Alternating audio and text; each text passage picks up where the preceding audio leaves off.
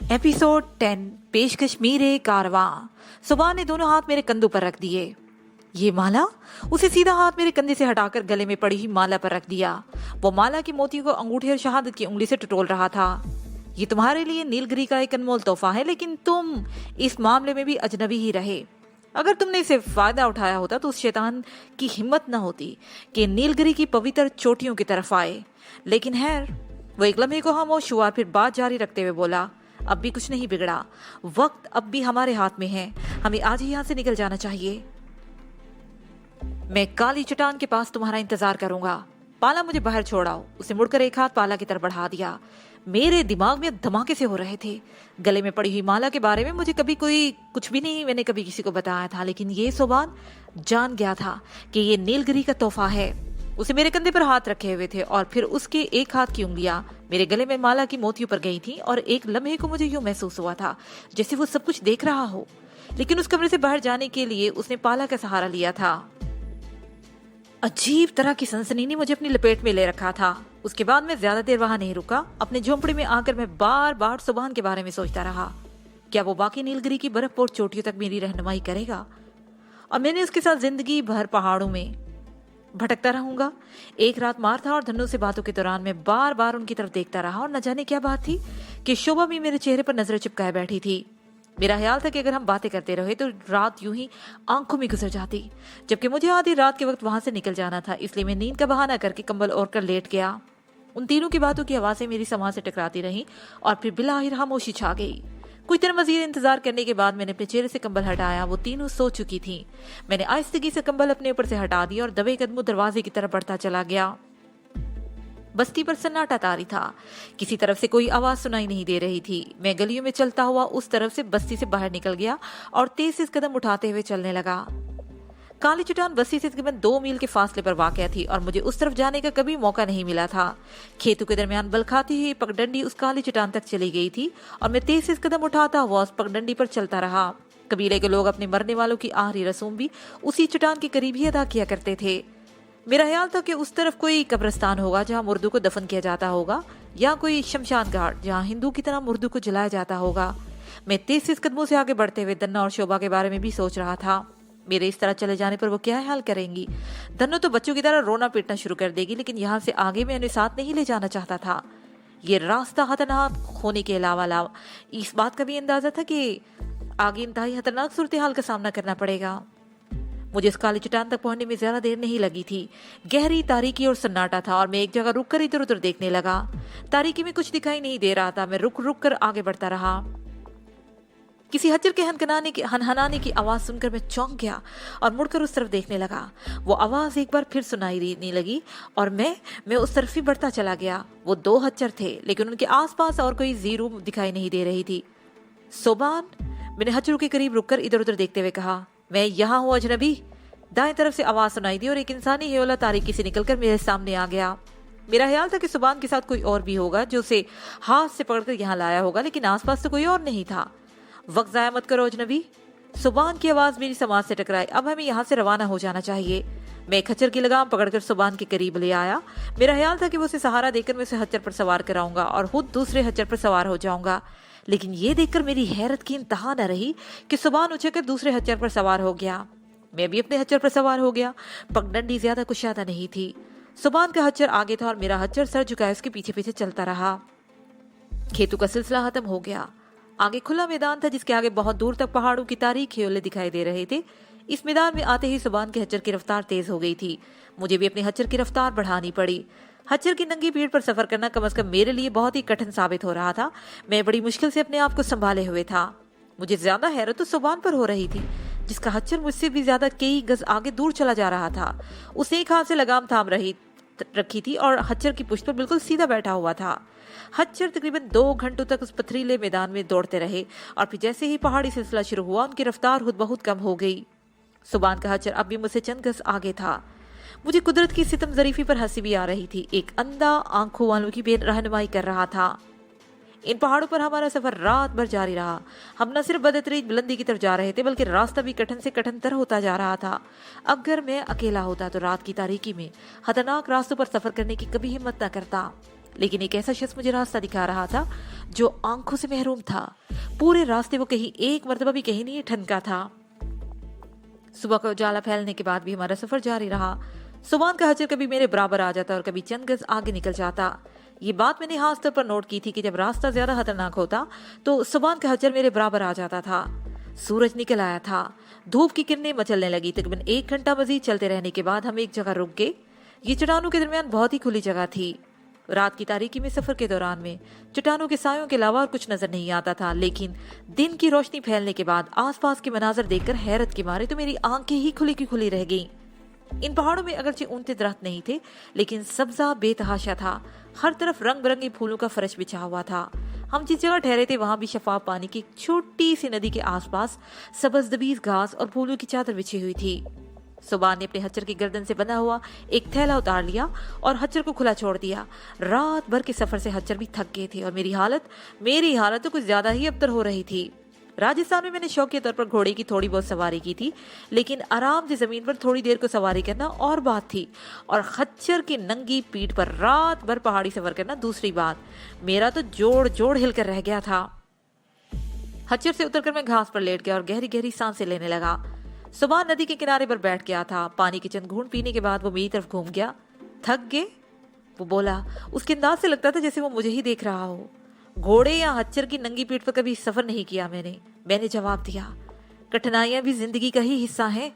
उसने कहा, मकसद अगर नेक हो तो कोई मुश्किल नहीं रहती। लो थोड़ी पेट पूजा कर लो तो हम आगे चलें। उसे थैला मेरी तरफ उछाल दिया। मैंने उठकर सबसे पहले तो हाथ मुंह धोया और फिर थैला खोलकर मैं उसमें से झांकने लगा। उसे मटर के भुने हुए दाने थे। गुज़श्ता रात का खाना और सफर के दौरान में हजम हो चुका था और इस वक्त तो मुझे वाकई भूख लग रही थी। मैंने एक मुट्ठी भर दाने लिए और थैला सुबान की तरफ बढ़ा दिया। लो तुम भी खाओ। सुबान ने थैले की तरफ हाथ बढ़ाया तो मुझे शरारत सूझी। मैंने थैला एक तरफ हटा दिया। सुबान का हाथ उस तरफ बढ़ा तो मैंने थैला वहां से भी हटा दिया। मजाक कर रहे हो? सुबान के होंठ पर मुस्कुराहट आ गई। मेरा दिमाग भग से उड़ गया। मेरे लाशोर में शायद ये बात थी कि मैं इसे आजमाना चाहता था, लेकिन इस वक्त मैं ये बात भूल गया था कि आंखों से महरूम जो शख्स रात की तारीकी में खतरनाक पहाड़ी रास्तों पर मेरी रहनुमाई करता आया था, मैं उसे बेवकूफ बनाने की कोशिश कर रहा था। मैं ये भी भूल गया था कि गुज़श्ता रात सफर के दौरान में कई ऐसे खतरनाक मकाम आए थे जहां मामूली सी गफलत किसी को ऊपर पहुंचा सकती थी, और ऐसे हर मौके पर सुबान ने मेरी रहनुमाई की थी। मुझे अफसोस है सुबान, मेरे लहजे में नदामत थी और मुझे ऐसा नहीं करना चाहिए था। मैंने बुरा नहीं माना।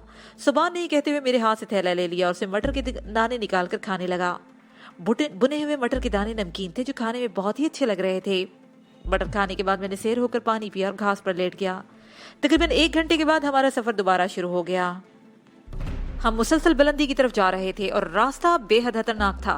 कहीं तंग दराड़ों में से गुजरना पड़ता तो कहीं अमूदी ढलाने थी। दिन भर रुके बगैर हमारा सफर जारी रहा। दोपहर के करीब हम थोड़ी देर को एक जगह रुके और फिर आगे रवाना हो गए। शाम का अंधेरा फैलने से पहले हम एक ऐसे मकाम पर पहुंच गए जहां हमारे सामने नशेब में वसी और अरीज वादी फैली हुई थी, जिसकी दूसरी तरफ नीलगिरी की बर्फपोर चोटियां थी।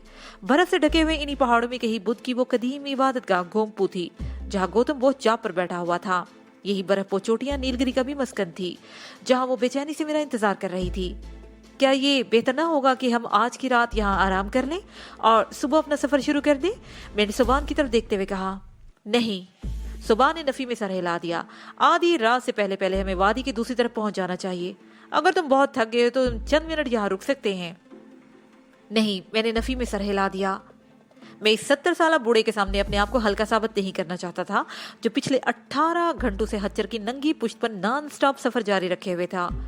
सूरज गुरूब होने में तकरीबन आधा घंटा बाकी रह गया था। 10 मिनट रुकने के बाद हमने दोबारा सफर शुरू कर दिया। हमारे सामने ढलान थी और वो वादी मीलों दूर तक फैली हुई थी। मेरा ख्याल था कि हम ज्यादा से ज्यादा 3-4 घंटों में इस वादी की दूसरी तरफ बर्फपोश पहाड़ के दामन में पहुंच जाएंगे। हच्चर भी मुसलसल सफर से बहुत बुरी तरह थक चुके थे। उनकी रफ्तार भी ज्यादा तेज नहीं रही थी। सूरज गुरूब हो गया। शाम के साए गहरे होते चले गए। सुरमई धुंधलके की जगह अंधेरे की स्याह चादर फैलने लगी और फिर अंधेरा इस कदर गंभीर हो गया कि चंद गज आगे की चीज भी दिखाई नहीं दे रही थी। लेकिन हच्चर इत्मीनान से चलते रहे। लगता था जैसे ये रास्ता उनका देखा वाला हो और वो पहले भी कई दफा इस तरफ आते जाते रहते हो। पुरहोल सन्नाटा दिल पर वहशत सी तारी कर रहा था। मैंने ध्यान बटाने के लिए सुबान से बातें करना शुरू कर दी, लेकिन वो हूं हां से आगे नहीं बढ़ रहा था। अजीब आदमी था। कल आधी रात के वक्त हमने सफर शुरू किया था और इस वक्त से लेके अब तक सिवाय चंद जुमलों के तबादले के हमें कोई गुफ्तगू नहीं हुई थी, और इस वक्त भी वो गुफ्तगू से इज्तिनाब बरत रहा था। मैं भी खामोश हो गया। पूरे दिन के सफर के दौरान मैंने यह बात खास तौर पर नोट की थी कि सुबान कभी कभी अपना हथचर रोककर इस तरह नथने फुलाने पिचकाने लगता जैसे कुछ सूंघने की कोशिश कर रहा हो। इस हरकत के बाद या तो वो अपना रास्ता उसी रास्ते पर सफर करना जारी रखता या फिर मुझे इशारा करता हुआ हथचर को किसी और रास्ते पर मोड़ देता। एक दो मरतबा ऐसा भी हुआ था कि हम मुड़कर बहुत दूर तक पीछे आए थे और फिर रास्ता तब्दील किया था। इस वादी में सफर करते हुए तकरीबन 4 घंटे हो चुके थे। ढलान खत्म हो चुकी थी। अब आगे हमवार इलाका था। सामने पहाड़ों के ह्योले अब भी इतने ही दूर थे जितने कि इस वादी के शुरू में नजर आ रहे थे। आसमान पर चमकते हुए सितारों की रोशनी के बायस तारीकी में वो पहले जैसी गंभीरता नहीं रही थी। रास्ता भी अब किसी हद तक साफ नजर आने लगा था। अचानक सुबान ने हथचर रोक लिया और मुंह उठाकर फिजा में कुछ सूंघने की कोशिश करने लगा। मैंने भी अपना हथचर रोककर उसकी तरफ देखने लगा। सुबान हथचर पर बैठे बैठे चारों तरफ घूमकर नथने फुला पिचका रहा था। फिर अचानक ही वो सीधा हो गया। उसके चेहरे पर अजीब से तासरात उभर आए थे, जैसे उसे कोई खौफनाक बात महसूस की हो। भागो यहाँ से अजनबी, वो अपने हथचर की लगाम संभालते हुए बोला।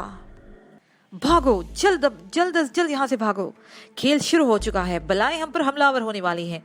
जितनी जल्दी मुमकिन हो सके हमें इस वादी से निकल जाना चाहिए। इससे पहले कि मैं उससे कुछ पूछ सकता, उसने अपने हथचर को ईड़ लगा दी। हथचर बकटट भाग खड़ा हुआ। मैं अगरचे उसकी बात पूरी तरह नहीं समझ रहा था, लेकिन मैंने अनजाना सा खौफ अचानक ही मेरे जहन में उभर आया था। मैंने अपने चारों तरफ देखा, लेकिन मुझे कोई बला नजर नहीं आई जो हमलावर होने वाली हो। लेकिन सुबान भी गलत नहीं हो सकता था। वो आंखों से महरूम जरूर था, लेकिन कुदरत ने इस महरूमी के एवज से कुछ और सलाहियतों से नवाजा था। वो आंखों के बगैर भी देख सकता था। उसके अंदर कोई ऐसी इजाफी हिस्स भी थी जिसे वो फिजा में सूंघकर सूरत हाल का अंदाजा लगा सकता था। यही गालबंद छठी हिस्स से भी कोई आगे की चीज थी। अचानक मैं चौंक गया। कुछ ऐसी आवाजें मेरी समाज से टकराई थी जैसे चंद जानवर रेवड़ की सूरत में दौड़ रहे हों। ये पुरस्कार आवाजें कभी करीब से सुनाई देती, कभी बहुत दूर से आती ही महसूस होती। मैं आंखें फाड़े चारों तरफ देख रहा था। कोई ऐसी चीज दिखाई नहीं दे रही थी। अजनबी, भागो, वहां क्यों खड़े हो? सुबान की आवाज सुनकर मैं चौंक पड़ा। मुड़कर उस तरफ देखा तो मुझसे तकरीबन 100 गज आगे निकल चुका था। मैंने भी अपनी हथचर को ईड़ लगा दी। मुसलसल सफर से अगरचे हथचर भी थका हुआ था, लेकिन ईड़ लगते ही वो भाग खड़ा हुआ। शाम से पहले हमने जहाँ थोड़ी देर पहले पड़ाव डाला था, वहां मैंने एक झाड़ से लंबी सी एक शाह तोड़ ली थी जो अब भी मेरे हाथ में थी। मैं तन कर बैठ गया। एक हाथ में लगाम थी तो दूसरे हाथ में पकड़ी हुई छड़ी से मैं हल्की हल्की जरबे लगाकर हथचर को तेज दौड़ने पर मजबूर कर रहा था। थोड़ी ही देर के बाद मैं सुबान के बराबर पहुंच गया। वो भी हथचर को तेज से तेज तर भगाने की कोशिश कर रहा था। हमारी कैफियत इस वक्त ऐसी थी जैसे जहन्नम की बलाएं हमारा पीछा कर रही हों। और फिर मैंने उन बलाओं को देख लिया। दौड़ने वाले की आवाजें सुनकर ही मैंने पीछे मुड़कर देखा था। उसके साथ ही मुझे अपना सांस सीने में रुकता हुआ महसूस होने लगा। गौल बियाबानी हमारा पीछा कर रहा था। वो खौफनाक भेड़िए थे और तादाद में कई थे। उनकी आंखें अंधेरों में किसी बलौर की तरह चमक रही थी। दौड़ने के साथ साथ उनकी आहटें भी आवाजों में बदलती जा रही थी। दोनों हचरों ने भी खतरे को महसूस कर लिया था। वो भी जान तोड़कर दौड़ रहे थे, लेकिन जाहिर है वो हच्चर थे और उनकी रफ्तार भेड़ियों से ज्यादा तेज नहीं थी। सुबान वाला हच्चर मुझसे चंद गज आगे था। सुबान बार बार पीछे मुड़कर देखता और अजनबी तेज तेज चीखता हुआ और मुझे बार बार चीख कर मजीद तेज भागने का इशारा करता। मैं हच्चर तेज सर दौड़ाने के लिए उसे बार बार चाबक रसीद कर रहा था। 2 भेड़िए बिल्कुल मेरे करीब पहुंच रहे थे। थोड़ी देर के बाद उनमें से एक भेड़िया हच्चर के बराबर पहुंच गया और उछलकर मेरे पैर पकड़ने की कोशिश करने लगा। अगर मेरा पैर उसके मुंह में चला जाता तो वो उसे चबा ही डालता।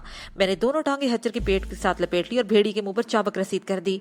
चाबक खाकर वो भेड़िया तो पीछे रह गया, लेकिन दूसरा भेड़िया मेरे करीब पहुंच गया जो हच्चर की पिछली टांग पर दांत गाड़ने की कोशिश कर रहा था। मैंने छड़ी से उस भेड़िए के 2-3 हमले किए, लेकिन उसे मेरा पीछा नहीं छोड़ा। सुबान भी ऐसी ही सूरत हाल से 2-4 था, लेकिन हैरत की बात यह थी कि भेड़ियों से बहुत दूर थे और जान तोड़कर दौड़ते हुए उसके करीब पहुंचने की कोशिश कर रहे थे। मेरे पीछे आने वाले एक भेड़िए ने अक्लमंदी ये की कि दौड़ता हुआ मेरे हच्चर से आगे निकल गया और तकरीबन 10 गज आगे जाकर वो रुका और तेजी से मुड़ा और हैरत अंगेज तौर पर हवा में उछलकर मेरी तरफ हमलावर हुआ। इस भेड़िए को सामने देखकर हच्चर भी पितक गया। वो अगले पैर उठाकर हवा में उछला और इस दौरान मैं सामने से हवा में उड़ता हुआ भेड़िया मेरे ऊपर हमलावर हो चुका था। मैंने अपने हाथ में पकड़ी हुई छड़ी को फेंक दिया और फिर मैंने हच्चर की लगाम भी छोड़ दी और दोनों हाथ ऊपर उठाकर भेड़ियों को अपने हाथों पर रोका। हच्चर मेरे नीचे से निकल गया। मैं पुश के बल जमीन पर गिरा। भेड़िया मेरे ऊपर था और मैंने उसको अपने ऊपर से पीछे की तरफ उछाल दिया। इस तरह हच्चर की पुश्त से गिरने पर मुझे अच्छी खासी चोट लगी थी, लेकिन मैंने संभलने में ज्यादा देर नहीं लगाई। मेरे सामने वाकई जहन्नम की बलाएं थी।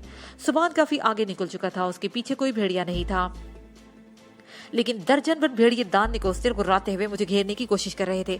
अचानक मेरे जहन में एक और ख्याल उभरा, ये भेड़िए मुझे बुद्ध की इबादत गाह तक पहुंचने से रोकने की कोशिश कर रहे थे। इसका मतलब मैं फिर किसी तागूती कुव्वत के नुमाइंदे थे जो सिर्फ मुझे रोकना और खत्म करना चाहते थे, जबकि उन्होंने सुबान का ताकुब तरक कर दिया था। मेरे जहन में उभरने वाले सिर्फ इस एक ख्याल ने सूरत हाल बदल दी। मेरे अंदर की तमाम तर कुव्वतें मेरी आंखों में सिमट आईं। 3 भेड़िए बड़ी शिद्दत से मेरे ऊपर हमलावर हो रहे थे, लेकिन अचानक ही वो रुक गए। मुझे उनके पैरों के करीब कुछ चिंगारियां सी नाचती हुई नजर आईं। वो चिंगारियां बड़ी ही सूरत से फैलती चली गईं। भेड़िए मुझ पर हमलावर होना भूल गए और उछल उछल कर अपने आप को उन चिंगारियों से बचाने की कोशिश करने लगे। उनके पैर जमीन पर नहीं टिक रहे थे। वो नन्ही नन्ही चिंगारियां दहकते हुए अंगारियों में बदल गईं और वो खूनहार भेड़िए उछल रहे थे। उनके मुंह से अब गर्राहटों के बजाय अजीबोगरीब आवाजें निकल रही थी। मेरी नजरों का जाविया बदल गया। अब मैंने नजरों ही नजरों में इन भेड़ियों के गिर्द दायरा बनाना शुरू कर दिया। वो दायरा आग का दायरा था जो इन होनहार भेड़ियों को अपने हिसार में ले रहा था। वो हिसार अभी मुकम्मल नहीं हुआ था कि एक भेड़िया उसमें से निकलने में कामयाब हो गया। वो भेड़िया था जिसे हच्चर को आगे निकलकर मेरे, ये वही भेड़िया था जिससे हच्चर से आगे निकलकर मेरे ऊपर हमला किया था। एक और भेड़िए ने भी भागने की कोशिश की थी, लेकिन इससे पहले ही आग का दायरा मुकम्मल हो चुका था। वो भेड़िए आग के दायरे में महसूर होकर रह गए थे। वो अंगारों पर इधर उधर भाग रहे थे। उनके मुंह से बड़ी ही भयानक आवाजें निकल रही थी। मैं इस भेड़िए को देखने लगा जो फरार होने में कामयाब हो चुका था। वो बहुत दूर निकल चुका था। एक टीले पर पहुंचकर वो रुक गया। सितारों की रोशनी में इसका हयोला नजर आ रहा था। वो आसमान की तरफ मुंह उठाए रो रहा था। उसके रोने की आवाज पूरी वादी में फैल रही थी। अजनबी, देर मत करो, निकलो यहाँ से। मैंने मुड़कर आवाज की तरफ देखा। सुभान मुझसे तकरीबन 100 गज के फासले पर खड़ा था और उसकी आवाज मुझे बिल्कुल अपने करीब से सुनाई दे रही थी।